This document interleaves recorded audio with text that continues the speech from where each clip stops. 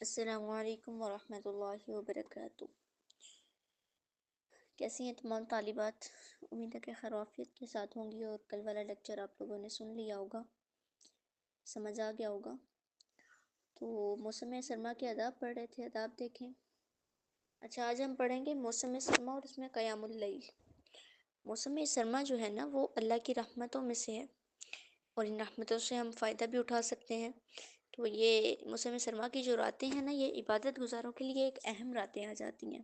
اور ان سے ہم مستفید ہو سکتے ہیں۔ سردیوں کی راتیں جو ہیں وہ طویل ہوتی ہیں اور انسان جو ہے قیام اللیل کا اہتمام کر سکتا ہے اور آسانی کے ساتھ کر سکتے ہیں۔ تو اگر ہم جلدی سو جاتے ہیں اور تہجد کے لیے اٹھنا اس طرح آسان ہو جاتا ہے کیونکہ رات لمبی ہوتی ہے اور بغیر کسی مشقت کے جو ہے مشکل کے ہم کام جو ہے وہ اپنے مکمل کر کے سو جائیں اور اس کے بعد تہجد کا اہتمام کریں۔ اور پورا سال جو ہے ہم خصوصاً گرمی کے اندر اگر تہجد کا اہتمام نہیں کر پاتے تو ہم سردی کے اندر آرام سے اس کا اہتمام کر سکتے ہیں۔ تو یہ ہمارے پاس سنہری موقع ہوتا ہے جو سال میں ہمارے پاس سردیوں کی چند راتوں میں آ جاتا ہے، شب بیداری کا، یعنی تہجد کا، قیام اللیل کا۔ تو رات کو جاگنا، شب بیداری کرنا، یہ متقیوں اور نیک لوگوں کا جو ہے شیوا ہے، تو ہم بھی جو ہے وہ طریقہ کار اپنا سکتے ہیں۔ تو بعض جگہ اکثر ہم پڑھتے رہتے ہیں کہ جو ہے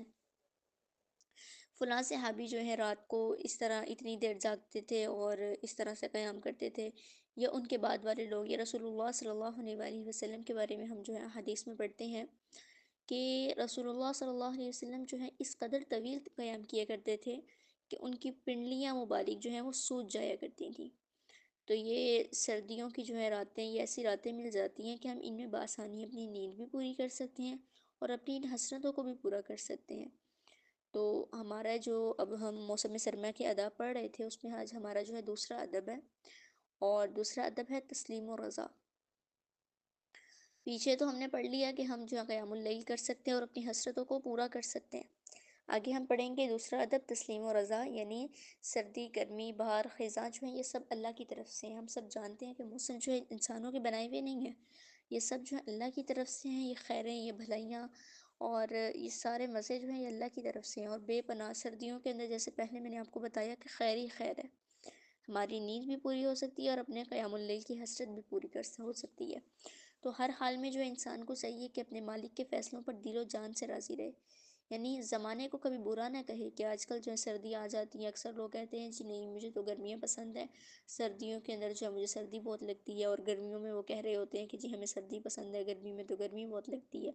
تو زمانے کو برا کہہ رہے ہوتے ہیں۔ تو در حقیقت معاذ اللہ جو ہے اب زمانے کو نہیں، اب اللہ پاک کو برا کہہ رہے ہوتے ہیں، کیونکہ یہ زمانے اللہ تعالیٰ نے ہی تو بنائے ہیں، تو پھر ان سے کوئی گلہ، کوئی شکوہ جو اللہ پاک سے کرنا یہ بنتا نہیں ہے، زمانے کو برا کہنا نہیں چاہیے۔ تو بعض اوقات جو ہے، اچھا ایک آیت کا بھی مفہوم ہے، وہ یہاں میں بتاتی چلوں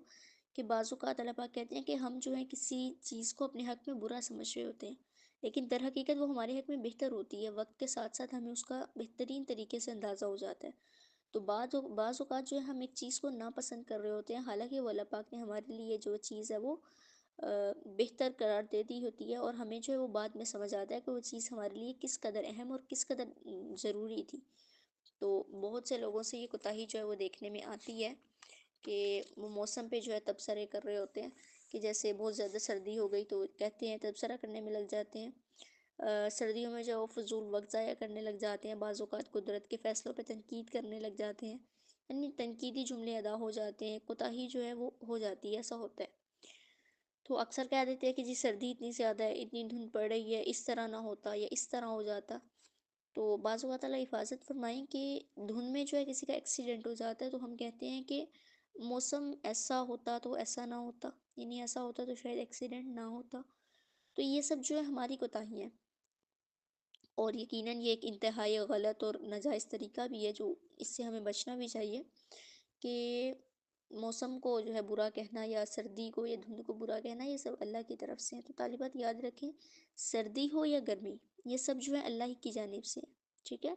تو اس لیے ہم نے کوشش کرنی ہے، یہ دوسرا ادب ہے کہ ہم نے موسم کو برا نہیں کہنا، زیادہ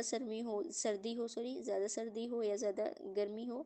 تو اسے برا نہیں کہنا۔ اصل میں ہم جو ہے نا ناقص العقل لوگ ہیں، ہمیں ہماری سمجھ میں اللہ کی حکمتیں نہیں آتی. حدیث قدسی ہے کہ اللہ پاک فرماتے ہیں کہ آدم کا بیٹا جو ہے مجھے تکلیف پہنچاتا ہے، اور کس طرح پہنچاتا ہے کہ وہ زمانے کو گالی دیتا ہے، حالانکہ زمانہ تو میں ہی ہوں، میرے ہی ہاتھ میں ہے سارے کام، سارے معاملات، دن رات ہر ایک کو میں ہی تو پلٹتا ہوں. تو بخاری کی روایت ہے یہ. تو کیا ہے، ہم نے آج سے جو ہے وہ اس بات پر عمل کرنا ہے کہ جیسا بھی موسم ہو، سردی ہو یا گرمی ہو، اس پہ جو ہے راضی رہنا ہے، زمانے کو برا نہیں کہنا، بلکہ ہم نے موسم کے اعتبار سے فائدہ اٹھانا ہے. موسم سرما کی راتیں طویل ہیں تو ہم نے یہ فائدہ اٹھانا ہے کہ نیند بھی پوری کرنی ہے اور قیام اللیل بھی کرنا ہے، اس کی طرح سے اپنی حسرت بھی پوری کرنی ہے قیام کی، اور نوافل کا اہتمام کرنا ہے. ٹھیک ہے، تو انشاءاللہ دوسرا ادب تھا یہ، اس پر مجھے امید ہے کہ آپ لوگ عمل کریں گی، اور یہ جو میں آداب بتا رہی ہوں یہ گھر میں اپنے گھر کے مردوں کو، اپنے بچوں کو بھی سنایا کریں، انہیں بھی بتایا کریں کہ وہ بھی اس پر عمل کریں. ٹھیک ہے، ایک عورت ہی ہوتی ہے جو اپنے خاندان کو بناتی ہے، اپنے گھر کے مردوں کو جو ہے لے کر چلتی ہے. تو اس پر اور پچھلے ادب پر جو ہے اپنے دونوں اداب پر عمل کرنا ہے، اور انشاءاللہ اگلے اداب جو ہے اگلے لیکچرز میں. ابھی کے لیے اللہ حافظ، السلام علیکم ورحمۃ اللہ وبرکاتہ.